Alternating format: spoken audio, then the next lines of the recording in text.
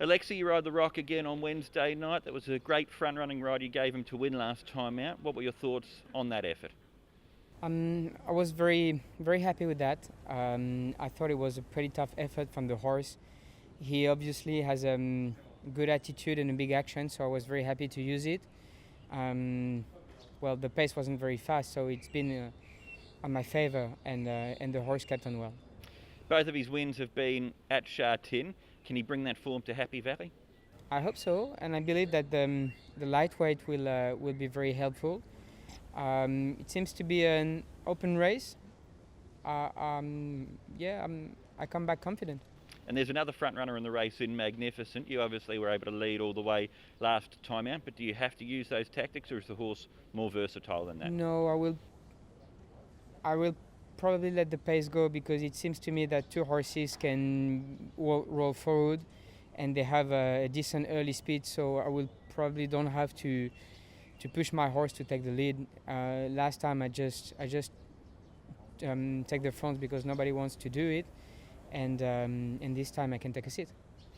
So we saw what you did on the Rock, leading all the way on him last time out. We saw that as well on Sunday on Healthy Happy. Your judgment of pace, is that one of your strengths as a rider, do you believe? Well, I've been riding since 15 years now, so I start to understand a little bit more about races, and obviously it's just about take the opportunities and keep the momentum sometimes. When you have horses with potential, you just have to use it. John, you've got two runners in the sixth race at Happy Valley on Wednesday night. Let's start off with Beauty Applause. He's won his last two in a row. Can that winning run continue on Wednesday? Yeah, he certainly looks like he's hit a purple patch of form, and he's going very well. So Happy Valley hasn't been a winning track for him, but he hasn't been there very often. I think he's only had one start, and on that occasion he probably showed a little bit too much speed. So it'd be interesting to see him back at this track and see if he can win a race there. He raced well earlier on in the season, but now he's converted those placings into a couple of wins. Has there been anything that's clicked with him, John? I don't think anything special. I think just probably normally if a horse hits a purple patch like this, it might have something to do with the seasonal changes, just the weather.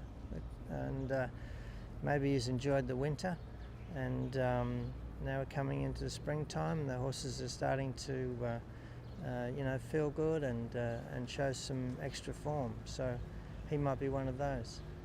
But nothing special. He's always been sound and healthy and well.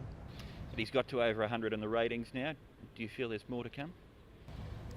Well, if he can maintain that form, it looks like he could win another race or certainly improve his rating. But I'm sort of extremely satisfied with what he's done, and I wouldn't expect too much more from him. But if he wins another race, that'd be nice. And Shining Ace won the Million Challenge last season at a super season with 4 wins. Did that take its toll on him for this season, John? Well, he's getting older, like everybody, and then that'll show. He's always been one that probably appreciated a softer track. If there was a bit of rain around, he seems to know when the track condition is not fast. But at the moment, the tracks are a bit quick, so he might have to wait until the weather turns again. Paul MUDITA, were you happy with the way he finished off last time out at Happy Valley? Yeah, it was a good run from a wide gate. Look, he might have been flattered a little bit. They ran very hard and set it up for the back markers, but at only his second start, it was a good run. How's he been since then? Yes, he's come on. He's lost a little bit of weight, tightened up. I think he looks all the better for it, and Handy Gate's going to make it a bit easier. From this gate, where would you like to have him in the run? Well, I think he's a horse that's going to want to go further reasonably quickly.